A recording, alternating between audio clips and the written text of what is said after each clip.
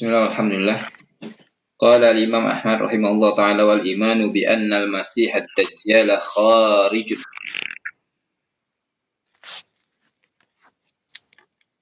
Dan di antara akidah Ahlussunnah wal Jamaah ini imani bahwasanya al-masih ad-dajjal ya, dia akan keluar.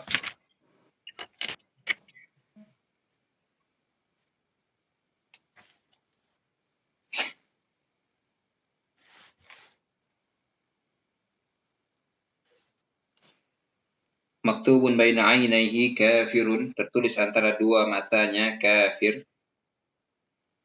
Wal ahaditsul lati ja'at fihi, dan mengimani hadis-hadis yang ya diriwayatkan berkaitan dengannya.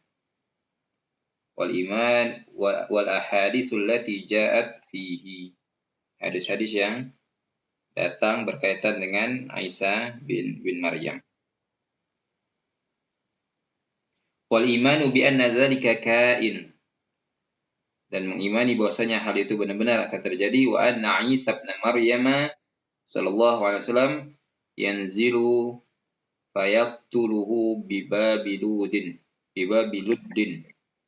dan bahwasanya mengimani bahwasanya Isa bin Maryam alaihissalatu wassalam akan turun untuk membunuhnya di pintu Lud.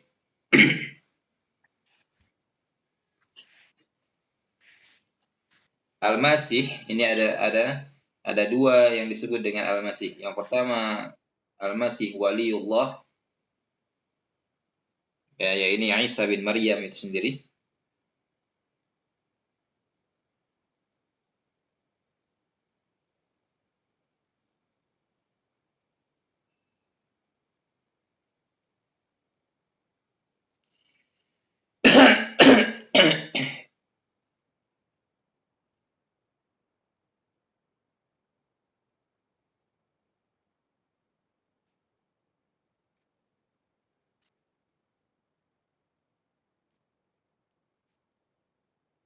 Yang kedua, Al-Masih yang kedua ini Dajjal itu sendiri. Kedua-duanya disebut dengan Al-Masih.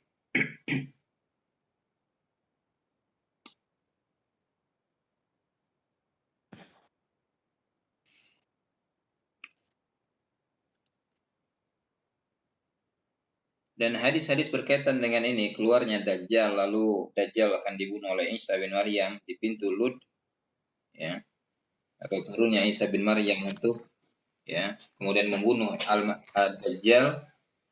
Ini diriwayatkan dengan dari hadis-hadis yang sampai pada derajat mutawatir.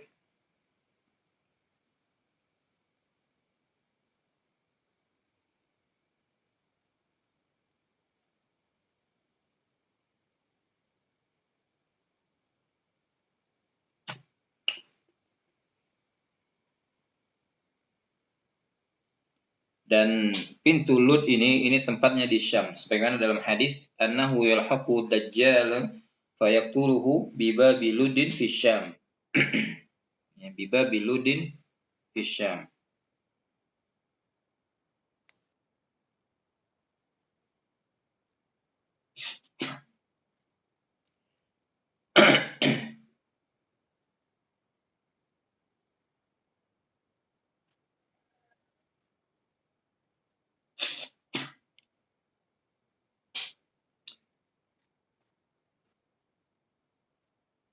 Sebagaimana dalam hadis yang diriwayatkan oleh Imam Muslim dan yang lainnya. Ya, dalam hadis yang panjang terkait dengan ya, pada Kitabul Fitan.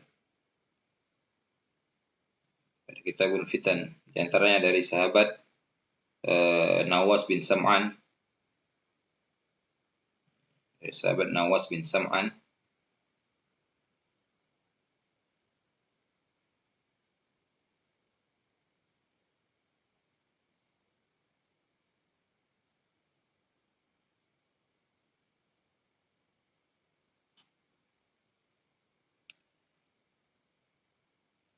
Demikian juga hadis yang diriwayatkan oleh Imam At-Tirmidzi. Ya, sama hadis Nawas bin Sam'an juga dan yang lainnya.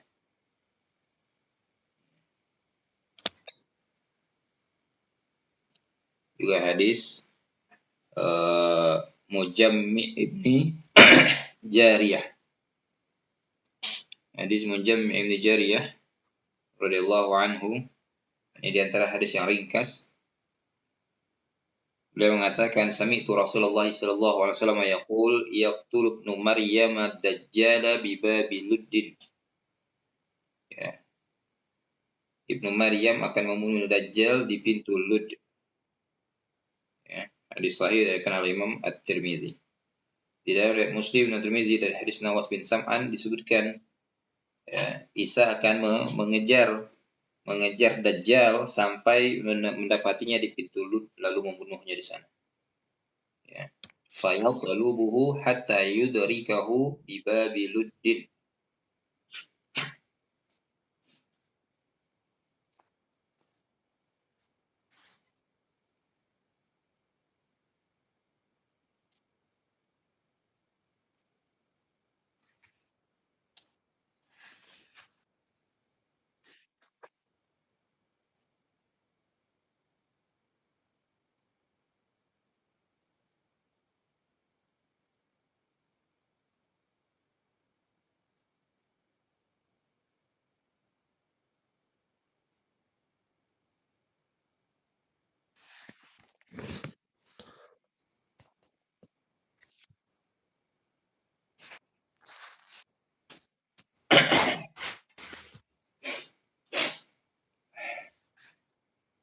Dan hadis-hadis lain yang banyak yang berkaitan dengan, ya, Dajjal ini, dan berkaitan juga dengan, ya, Isa bin Maryam. Kemudian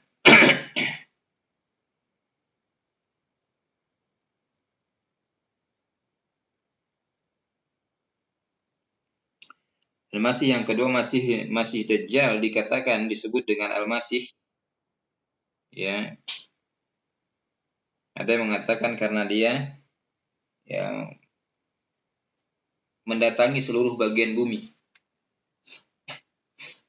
Dia akan mendatangi seluruh bagian bumi. Kecuali Makkah dan Madinah yang tidak mampu untuk dimasuki oleh Dajjal. Ada yang mengatakan dikatakan masih karena, ya, matanya yang satu, ya, cacat.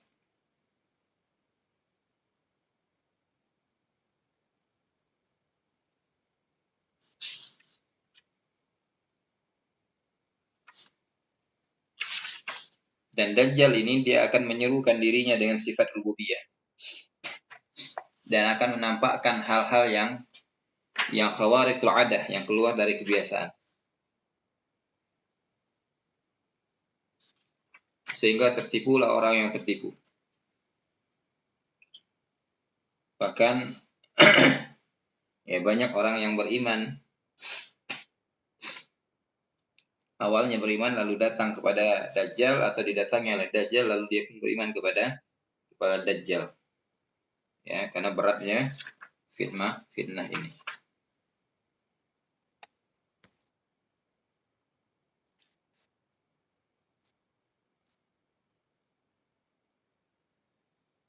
Maka dari sini Rasulullah SAW mengajarkan kita untuk, ya, meminta kepada Allah, ya, keteguhan di atas Islam, ya, dan perlindungan dari fitnah Dajjal. Ya, dari fitnah Dajjal.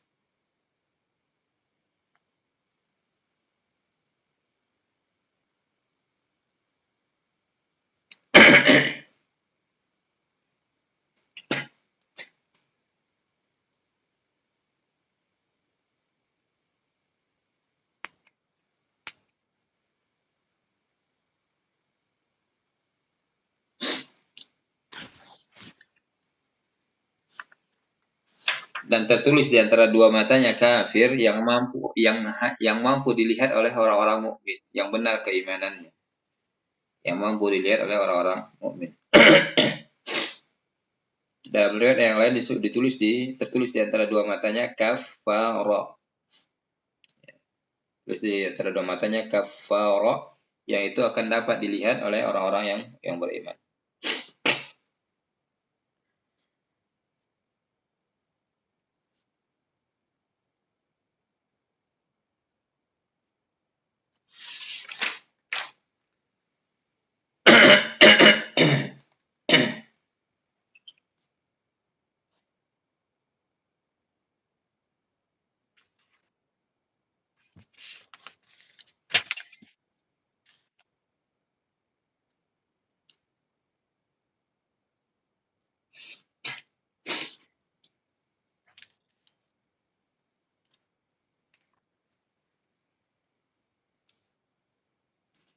Hadis-hadis yang berbicara tentang fitnah Dajjal ini atau kemunculan Dajjal ini, atau yang berkaitan dengan Dajjal ini, di samping hadis-hadis yang disebutkan secara bersamaan dengan turunnya Isa bin Maryam di akhir zaman dan Isa akan membunuh Dajjal ini, di antara hadis ini diriwayatkan oleh Asma binti Abi Bakar, juga Aisyah radhiyallahu saudarinya. Tadi Nawas bin Sam'an,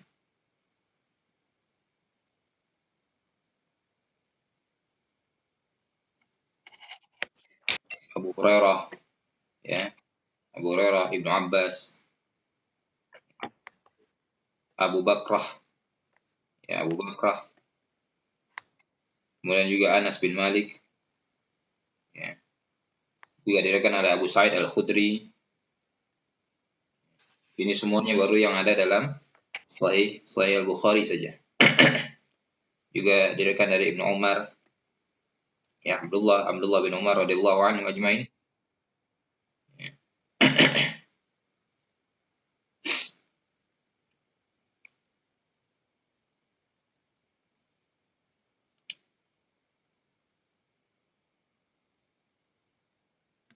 Dan banyak sahabat yang lain. Banyak sahabat yang lain. Maka dari sini ini jelas hadis ini sampai pada derajat mutawatir.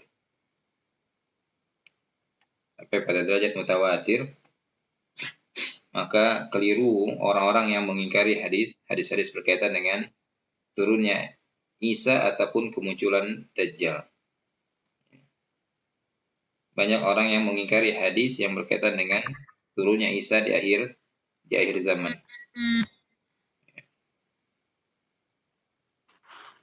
Padahal berkenaan dengan hadis ini, turunnya Isa di akhir zaman ini berkaitan dengan hadis kemunculan Dajjal dan seterusnya dari fitnah akhir zaman ini.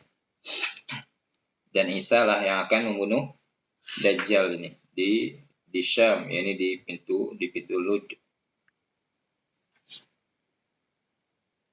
Kemudian Imam Ahmad mengatakan wal imanu qaulun wa amalun yazidun wa yanqus kama jaa fil khabar. Akmalul mu'min imanan ahsanuhum khuluqan. Iman itu tuh bertambah dan iman ini ucapan dan perbuatan.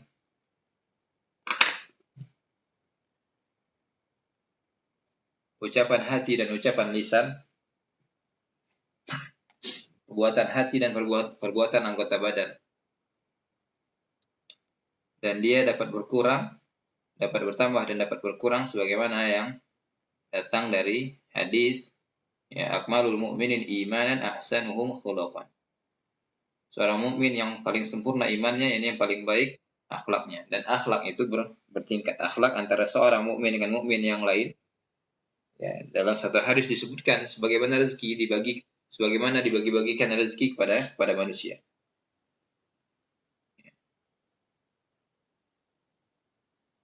Kalau ada yang akmalul mukmin imanan, ada yang sempurna, ada yang kurang.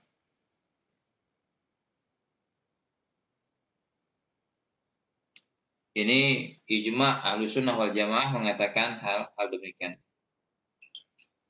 Ini yang dikatakan oleh Al-Humaydi, ini yang dikatakan oleh Malik bin Anas, Sufyan dan yang lainnya. Al-imanu qaulun qaulul qalbi wal lisan. Qaulul qalbi yakni i'tiqad, ya, keyakinan hati apa yang ditetapkan oleh hati dari perkara-perkara akidah dan yang lainnya. Dan qaulul lisan ini pengakuan lisan, dan yang utamanya adalah puncaknya adalah ikrar lisan asyhadu an la ilaha illallah wa anna muhammadar rasulullah.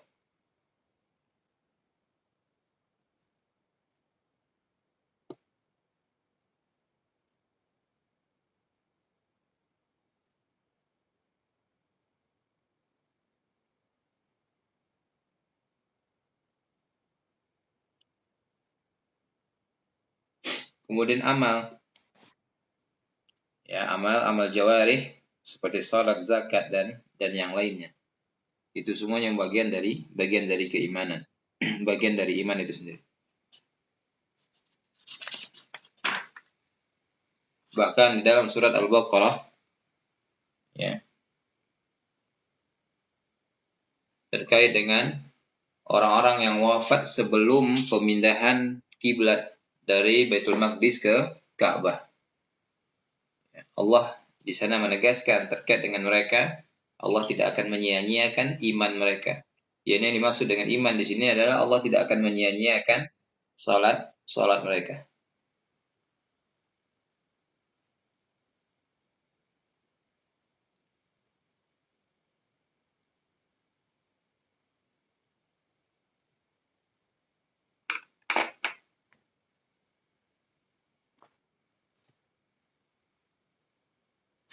Di dalam surat Al-Baqarah ayat 143 Allah mengatakan, ya, Allah berfirman, "Wa ma kana Allahu liyudhi'a imanakum."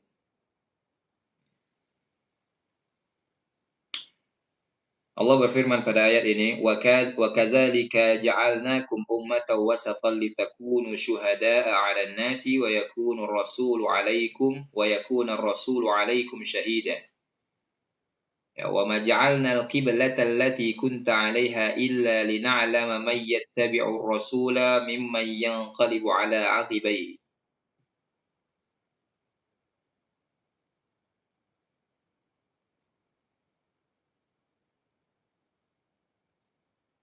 Allah mengatakan di sini, dan kami tidak menetapkan kiblat yang menjadi kiblatmu. Wa ma ja'alna qiblata allati kunta 'alaiha illa lina'lama man yattabi'a. Ya, tidak diganti kiblat itu sebelumnya ke Baitul Maqdis kemudian dipalingkan ke Ka'bah, illa lina'lama man yattabi'ur rasula mimman yanqalibu 'ala aqibai. Kecuali agar untuk mengetahui mana yang betul mengikuti Rasul dan mana yang berpaling darinya. Wa in kanat lakabiratan illa 'alal ladzina hadallah. Dan pemindahan kiblat ini suatu hal yang berat kecuali bagi orang yang mendapat petunjuk dari Allah. Wa ma kana Allahu liyudhi'a imanakum. Dan Allah tidak menyia-nyiakan keimanan kalian. Ini imanakum di sini salat kalian.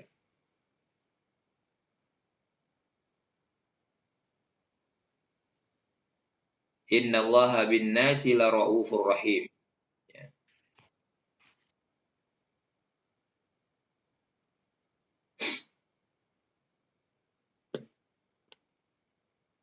Dan di dalam Sahih Bukhari, Imam Al-Bukhari banyak menyebutkan bab, ya, yang menunjukkan bahwasanya amal ini bagian dari iman. Seperti bab, ya, as-salah minal iman misalnya.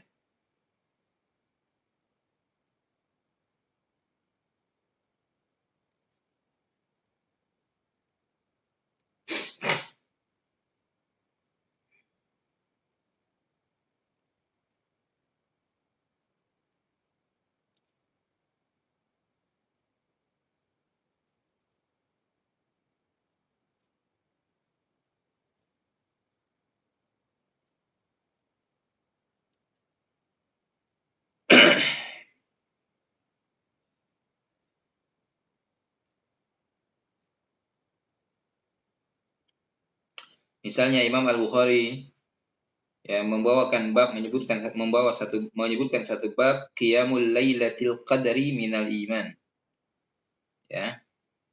Salat malam Lailatul Qadar itu bagian dari iman. Ini amal jawari.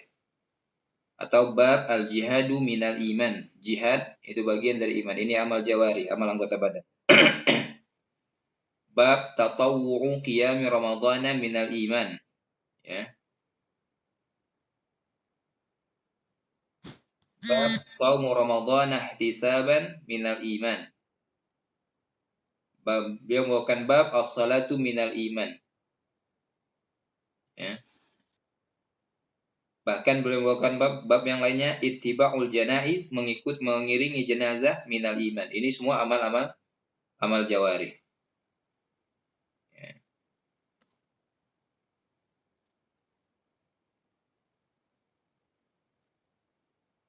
Adapun amal hati misalnya al-haya'u minal iman. Imam Al-Bukhari membawakan kitab ini bab Kitabul Iman bab al-haya'u minal iman. Ini haya ini amal hati. Ya, al-haya ini amal hati.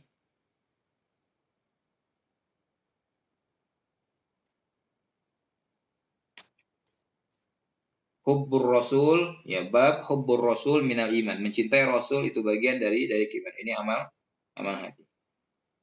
Banyak bab-bab yang semisal ini di dalam kitab-kitab hadis, bahkan dalam kitab Sahih Bukhari kita dapatkan sejumlah bab yang menunjukkan bahwasanya Imam Al-Bukhari beristidlal dengan hadis-hadis yang beliau bawakan pada bab ini, bahwasanya amal itu baik amal hati ataupun amal jawarih itu bagian dari iman.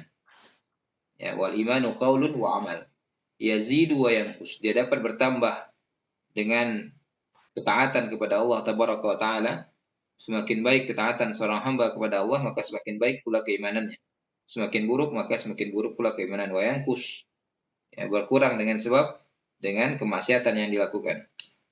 Kama jaa fil khabar akmalul mu'minin imanan ahsanuhum khuluqan. Ya. Wajhu dilalah dari hadis ini akmalul mu'min imanan, ya. Hadis ini diriwayatkan oleh Imam Tirmizi, Abu Daud, An-Nasa'i dan yang lainnya. Ya. Di sini karena disebutkan dalam hadis ini akmalul mu'minin imanan. Ya, lawan dari akmal adalah naqis. Sesuatu yang sempurna lawannya adalah naqis. Jika ada yang sempurna keimanannya, berarti ada yang kurang keimanannya. Kemudian hadis yang lain yang menunjukkan bahwasanya iman ini ya bertingkat-tingkat. Bahkan ditunjukkan dalam Al-Qur'an, disebutkan dalam Al-Qur'an Allah berfirman, liyazdadu imanahum ma'a imanihim. Ya.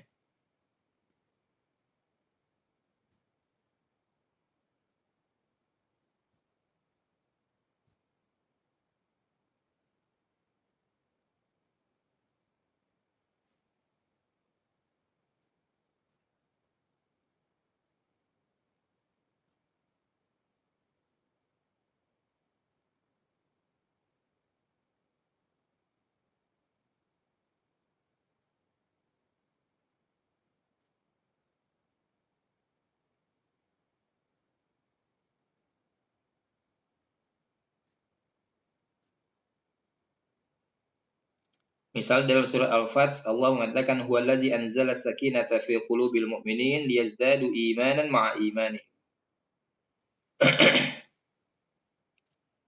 Dialah yang menurunkan as-sakinah di dalam hati orang-orang beriman agar bertambah keimanan mereka di atas keimanan yang telah ada. Ya, liyazdadu imanan ma'a imani. Berarti keimanan itu telah ada pada mereka dan keimanan itu kemudian ditambahkan. Ya, ditambahkan oleh Allah tabaraka wa taala dalam dada mereka. Ini dari Al-Qur'an. Kemudian dari sunnah tadi akmalul mu'min imanan hasanuhum khuluqan, atau hadis yang lain yang dikeluarkan oleh Imam Al-Bukhari dan yang lainnya.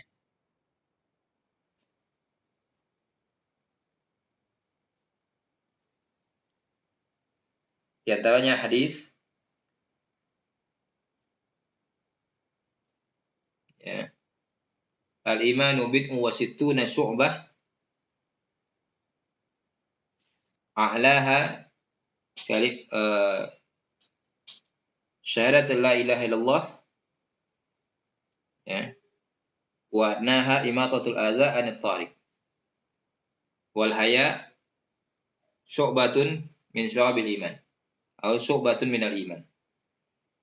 Iman itu ada bid'un wa sab'una syu'bah, ya, 70 cabang, 70 lebih cabangnya.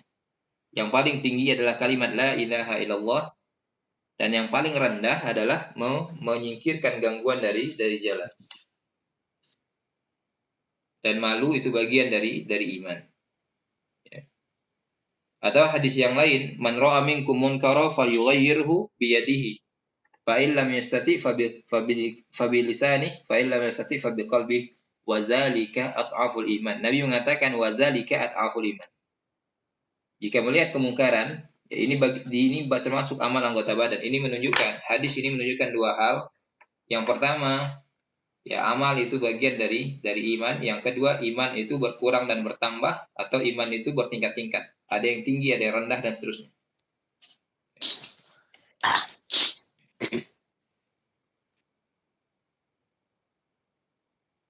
Dan iman yang paling rendah ini hanya mengingkari kemungkaran dengan hati.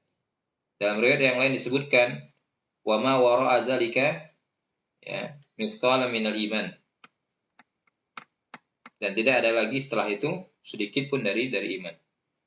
Makanya Sufyan mengatakan bahkan iman itu dapat berkurang hingga dia habis. Bahkan iman itu dapat berkurang sampai habis, sampai tidak ada lagi bekas keimanan itu, tidak ada lagi sisa keimanan itu. Dan terkait dengan ungkapan ini, ya, terkait dengan kaitan amal dan iman itu, kalam ulama salaf jelas mereka mengatakan al-a'malu minal iman. Di sini keliru orang yang mengatakan amal itu rukun dari iman, sama kelirunya dengan orang yang mengatakan amal itu sebagai syarat dari iman. Ya. Mengatakan amal itu rukun dari iman, ini berkonsekuensi bahwasanya ketika seorang meninggalkan satu amal, maka imannya pun batal. Ya. Dan ini tidak disebutkan oleh seorang pun dari ulama salaf, tidak dari kalangan sahabat, tidak dari tabi'in ataupun yang lain. Ada sebagian amal yang dia ketika dia ditinggalkan menjadikan iman itu batal, dan banyak amal yang ketika dia ditinggalkan tidak menjadikan iman itu batal.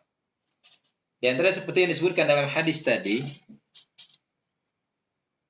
al-imanu bid'un wa sab'una syu'bah a'laha la ilaha illallah.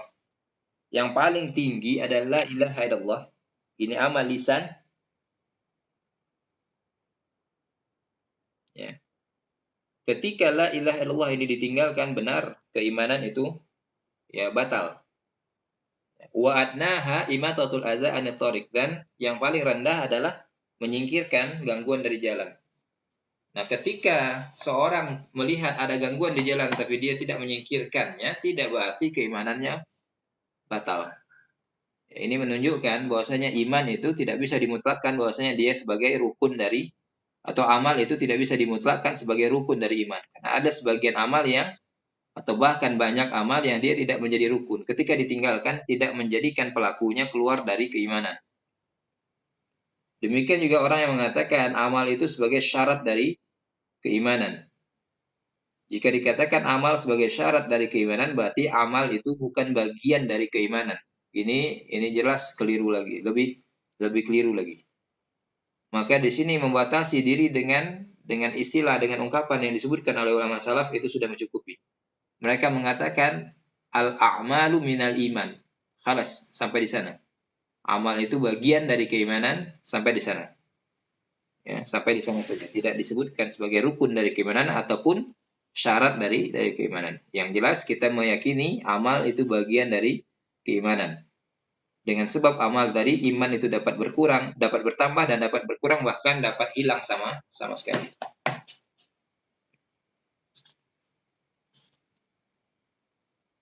Dan di antara mazhab yang keliru yang dipegang oleh sebagian manusia sampai hari ini, ya, di mana mereka ya mengatakan seorang yang meninggalkan amal ya tetap di atas keimanannya. Seorang yang meninggalkan amal secara mutlak, maka ya tidak bisa dikatakan dia sebagai ya, orang yang beriman kalau ditinggalkan secara mutlak. Meninggalkan amal-amal yang diwajibkan secara mutlak ya tidak bisa dia dikatakan sebagai seorang mukmin. Di antaranya ya Imam Ahmad juga mengatakan di sini, wa man taraka shalah faqad kafar. Jika dia meninggalkan amal secara mutlak, termasuk di dalamnya salat, dia meninggalkan salat secara mutlak, maka ya pendapat yang kuat di sini dia kafir. Jika seorang meninggalkan salat secara mutlak. Di antara dalilnya yang dibawakan oleh Imam Al-Sini, wa man taraka shalah, ini bagian dari hadis yang sahih, faqad kafar. Nabi SAW mengatakan, al-ahdu alladzi bainana wa bainahumus shalah, faman tarakaha faqad kafar. Sebagaimana dalam hadis yang sahih diriwayatkan oleh Imam Tirmidzi dan yang lain.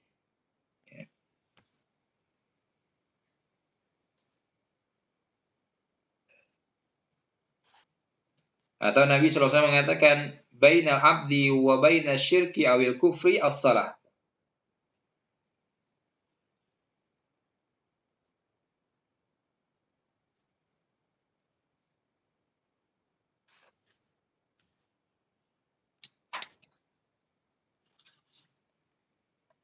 Ya di sini wa man taraka as-salah faqad kafar. Ya orang yang meninggalkan amal secara mutlak, ya. Ini madhab murji'ah yang mengatakan walaupun orang itu meninggalkan amal secara mutlak maka dia tetap sebagai mukmin. Ini madhab murji'ah. Walaysa minal a'mali syai'.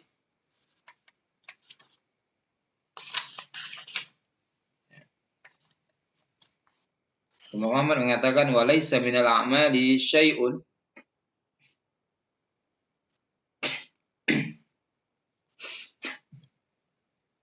tarkuhu kufrun illa salah. Walaysa minal a'mali syai'un tarkuhu kufrun illa salah. Tidak ada satupun amal yang jika meninggalkannya itu berkonsekuensi kekufuran kecuali salat.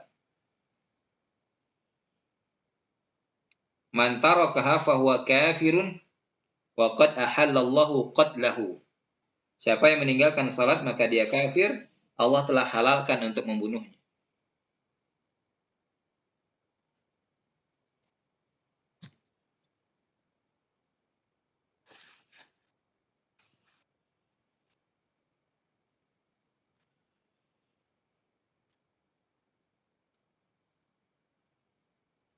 Terkait dengan kufurnya orang yang meninggalkan salat ini, ya khilaf para ulama dalam hal ini. Di antara yang besar khilafnya di sini terkait dengan orang yang meninggalkan satu salat secara sengaja. Orang yang meninggalkan satu salat secara sengaja sampai lewat dari waktunya, atau orang yang melalaikan satu salat secara sengaja sampai lewat dari waktunya.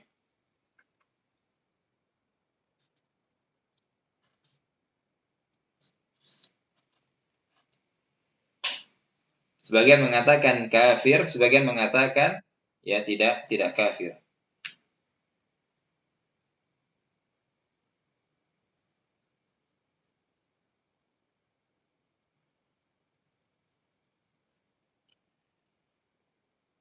Yang jelas secara ringkas orang yang meninggalkan salat ini dalam dua kondisi. Yang pertama, dia tidak mengetahui kewajiban salat.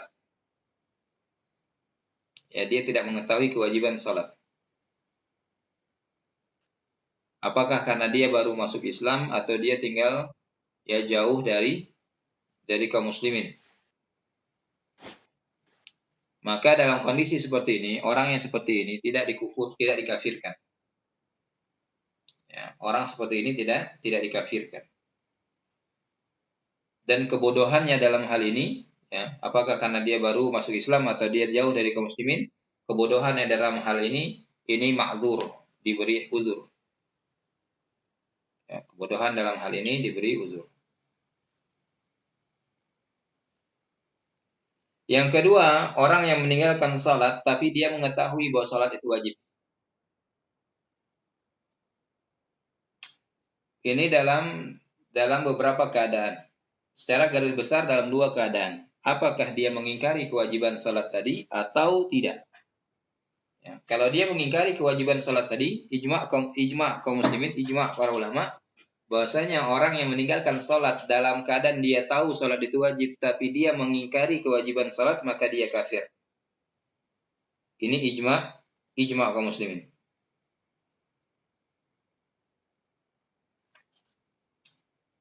Kondisi kedua, dia mengetahui kewajiban salat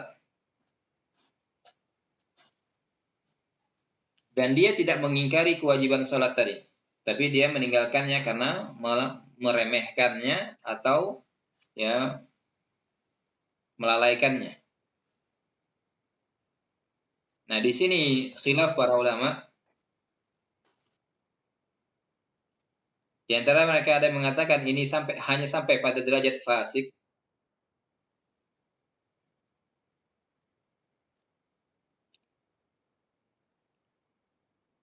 Yang lain mengatakan kafir.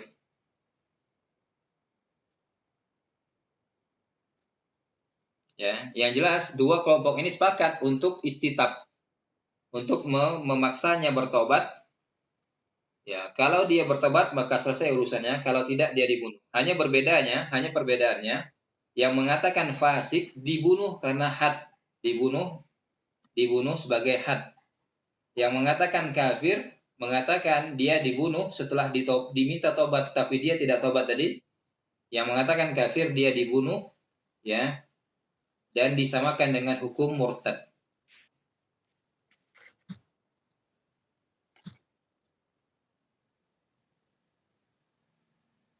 Kecuali sebagian ulama, diantaranya Abu Hanifah, dikaitkan dari Abu Hanifah, ya, yang tidak berpendapat bahwasanya orang seperti ini dibunuh. Di istitab, kalau dia bertobat selesai urusannya. Kalau dia tidak bertobat, menurut Abu Hanifah dia dipenjara ya sebagai hukum ta'zir sampai dia salat atau dia mati.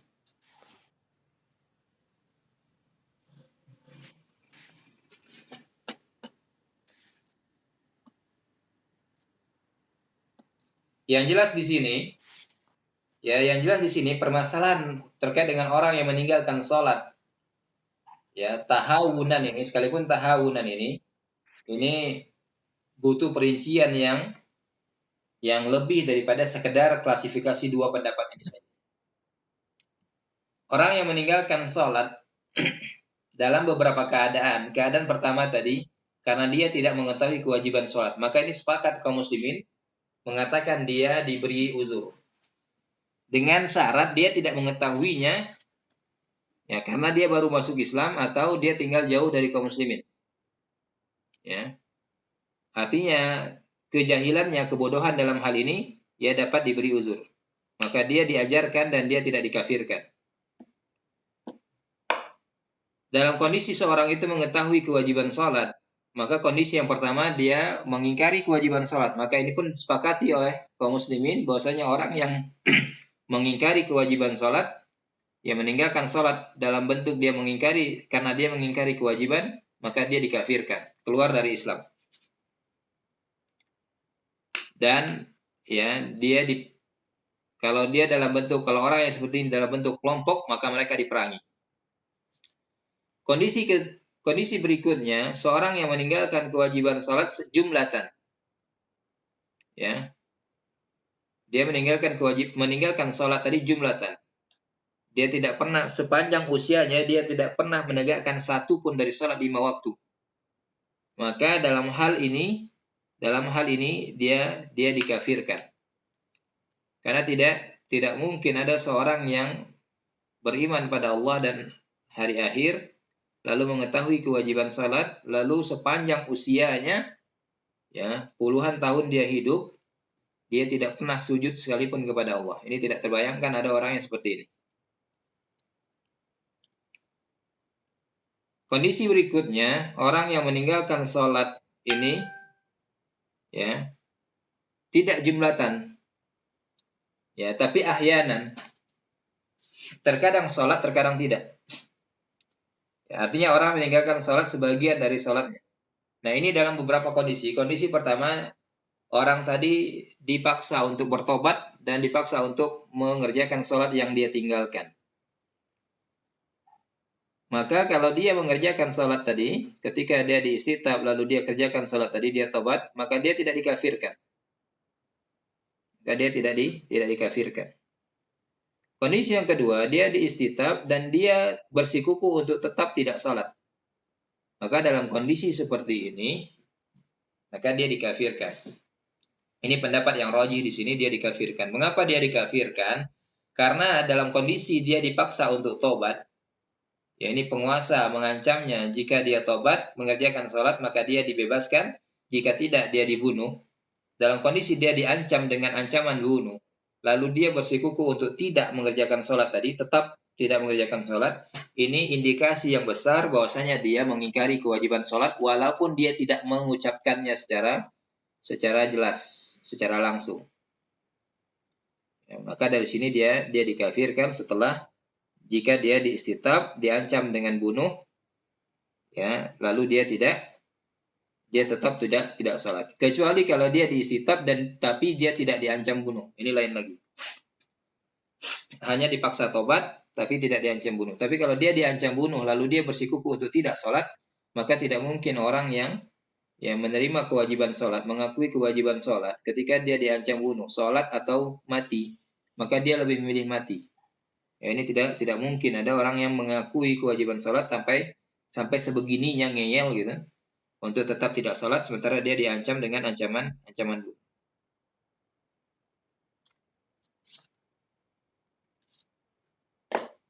Baik, sampai di sini kita cukupkan.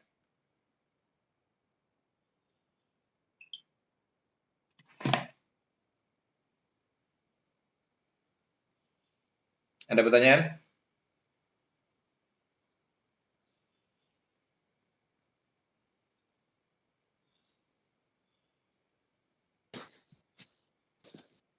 Ada Ustadz.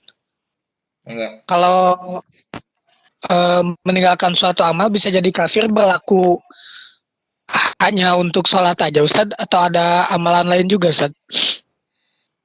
Dalil yang kuat menunjukkan hanya sholat saja. Hanya sholat saja. Meninggalkan gimana tadi? Meninggalkan amalan selain sholat yang dihukumi kafir cuma sholat aja. Dalil-dalil menunjukkan hanya sholat saja. Seperti ya riwayat Abdullah bin Saqib, beliau mengatakan adraktu ashabu Muhammad sallallahu alaihi wasallam la yarawna syai'an minal a'mal tarkuhu kufrun illa shalah. Aku mendapati sahabat-sahabat Nabi sallallahu alaihi wasallam mereka tidak melihat satu amal pun yang meninggalkannya berkonsekuensi kufur kecuali salat. Ya. Abdullah bin Syaqiq beliau mengatakan adraktu ashab Muhammadin sallallahu alaihi wasallam la yarawna syai'an minal a'mal tarkuhu kufrun illa shalah. Ya. Illa shalah. Adapun amal yang lain ya seperti zakat ya tidak sampai pada derajat kafir walaupun sebagian ulama mengatakan mereka kafir. Ada sebagian ulama yang berpendapat orang yang tidak menunaikan zakatnya, zakat harta ya, yang menahan hartanya sampai dia mati dia tidak mengeluarkan zakatnya sementara dia wajib untuk mengeluarkan zakat, ini kafir. Ini sebagian ulama yang berpendapat demikian. Tapi yang kuat di sini tidak. Walaupun mereka diperangi. Kemudian haji pun demikian. Ya, haji pun demikian.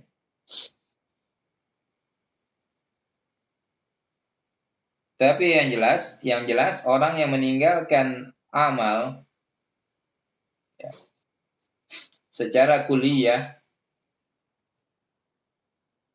ya dia dapat jatuh dalam kekafiran.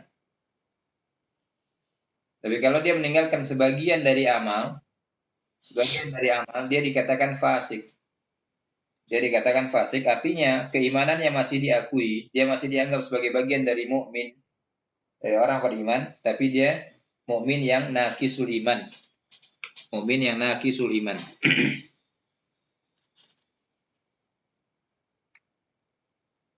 Ada lagi? Ada Ustaz.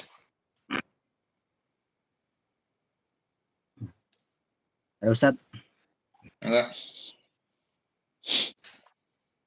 terkait masih ada Dajjal kan di dalam hadis kan sudah disebutkan ini Ustaz, apa sosoknya masih ada Dajjal kan, Ya. yang besar juga ya menakutkan lah gitu.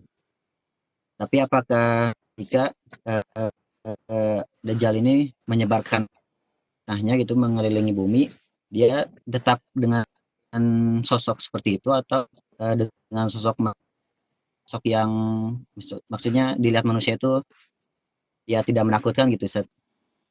Dajjal itu menakutkannya gimana? Yang menakutkan Ya, itu maksudnya kan wujud dan mahjud. Itu mengerikan kalau bentuknya. Kalau Dajjal, dia keluar dalam bentuk manusia biasa. Dalam wujud seperti manusia. Tapi kan ada Ustaz, pernah baca di itu ada hadis yang apa bentuk Dajjal itu keluarnya tuh. Gimana bentuknya? Ada tanduk gitu. Atau salah Itu kan? baca hadis atau nonton TV? Nonton kali itu. Kebanyakan nonton film-film barat itu. Atau gimana? Dajjal itu Ya, maksudnya bentuknya seperti manusia biasa. Ya. manusia. Nabi SAW ya pernah menggambarkan Dajjal itu. Ya, beliau mengatakan Dajjal itu seperti ya disebutkan orangnya, ya disebutkan orang yang dikenal oleh ya para sahabat ketika di Mekah. Bahkan konon ya dikatakan saya mengira itu Dajjal. Seperti manusia saja. Ya, Nabi sifat Dajjal itu seperti manusia, hanya mata sebelahnya apa dalam bahasa orang sini picak gitu ya. Mata sebelahnya itu agak keluar dan tidak bisa berfungsi dengan baik. Sebelah mata kanannya ya. Bukan matanya satu, itu ada dalam gambar matanya satu di jidat atau apa, itu nggak benar yang kayak gitu. Tidak ada dalam hadis disebutkan matanya satu, itu tidak ada. Matanya buta sebelah. Ya. Matanya buta sebelah, atau bahasa sini bukan buta dalam artian memang apa ya, tapi picak gitu. Agak keluar seperti apa kata Nabi? Buah anggur ya. Buah atau biji buah anggur, seperti buah anggur. Sebelahnya, mata sebelahnya. Yang sebelah lagi tidak, yang sebelah lagi belum. Artinya dia punya dua mata, tapi yang satunya cacat. Dan tertulis di antara dua mata itu kafara. Cuma sayangnya tulisan kafara itu hanya bisa dilihat oleh orang-orang yang beriman pada Allah, yang benar beriman. Adapun orang-orang yang memang ditetapkan terfitnah dengan Dajjal, ya tidak ada faedahnya itu. Dan Dajjal menampakkan hal-hal yang khawariqul adah, ya, mampu menghidupkan orang yang mati misalnya sebagainya, dari sifat-sifat rububiyah sebenarnya. Sehingga dengan hal-hal yang aneh ini pun manusia tertipu. Ya. Sehingga ada yang menjadi pengikutnya, bahkan ada yang menyembahnya, menjadikan dia sebagai Tuhan. Makanya dari sini jangan tertipu dengan orang-orang yang menampakkan hal-hal yang aneh. Lalu apalagi sampai mengatakan sebagai wali. Keanehan-keanehan itu tidak seberapa dibandingkan keanehan yang dibawakan oleh Dajjal, yang ditampakkan oleh Dajjal. Dan Dajjal adalah Dajjal. Ya. Dajjal adalah Dajjal. Wallahu a'lam. Ya. Saking kuatnya fitnah Dajjal, sampai-sampai ada seorang laki-laki mukmin mengikat keluarganya di rumahnya supaya tidak keluar, tidak datang ke Dajjal. Sampai mengikat ibu dan istrinya di tiang rumahnya supaya tidak keluar bertemu dengan Dajjal.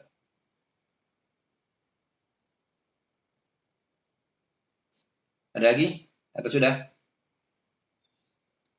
Zakaria tadi ada kita? Ustadz, kalau terkait orang yang meninggalkan puasa, boleh dipaksa nggak sih Ustadz buat berpuasa itu? Dipaksa dalam artian istitab seperti tadi, itu haknya hakim, Oh iya, bukan haknya kita. orang.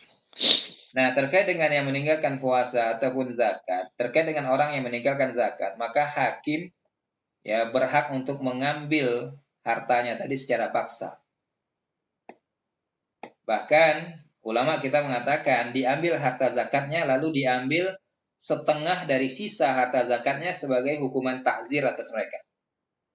Jadi diambil harta zakatnya ditambah dengan harta yang lain, kadarnya setengah dari harta sisanya. Itu sebagai hukuman takzir.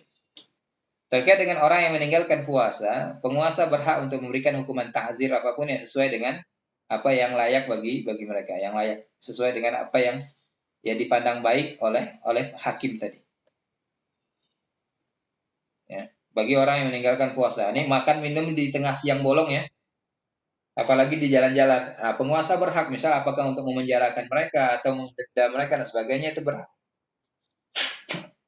Hukuman takzir yang kira-kira dapat membuat mereka jera dan sebagainya. Adapun kita secara umum, kaum muslimin secara umum, kewajiban kita ya mengajarkan mereka, menegur mereka. Ya tidak lebih daripada itu. Tapi kalau ada misalnya berlaku di satu negeri, ada hukuman sosialnya, ya secara alamiah masyarakat ketika menyaksikan ada orang yang sengaja makan minum di siang Ramadan, ya di jalan, di warung-warung, lalu terjadi hukuman sosial secara natural, ini tidak masalah. Itu tidak masalah. Misalnya mereka dikucilkan selama bulan Ramadan itu misalnya tidak diajak bicara dan sebagainya, yang terjadi secara alami atau hukuman-hukuman sosial yang terjadi secara alami di tengah-tengah masyarakat ini tidak masalah. Tapi tidak sampai mengurung ataupun apalagi sampai menumpahkan darah, ini tidak. Hatta penguasa pun dalam hal orang yang meninggalkan puasa, ya pemerintah atau hakim tidak sampai menumpahkan darah. Wallahu a'lam.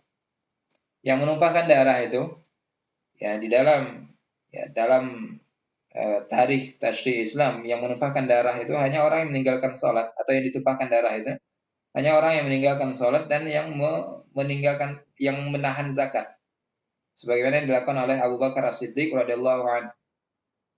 Ya. Makanya dari sini juga ada sebagian ulama yang berdalil dengan sikap Abu Bakar ini, ya, yang disepakati oleh para sahabat, bahwasanya orang yang meninggalkan zakat, menahan zakat pun mereka dikafirkan. Ini dalil mereka yang mengatakan orang yang meninggalkan zakat itu dikafirkan. Adapun yang lain, puasa dan yang lainnya, maka tidak sampai pada derajat seperti ini.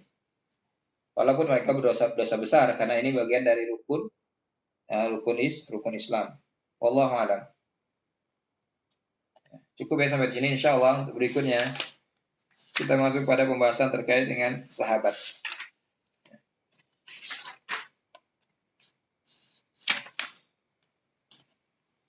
Wassallallahu ala nabiyina Muhammad wa ala alihi wa sahbihi wasallam. Subhanakallahumma wa bihamdika asyhadu an la ilaha illa anta astaghfiruka wa atubu ilaik. Akhiru da'wana alhamdulillahi rabbil alamin. Assalamualaikum warahmatullahi wabarakatuh.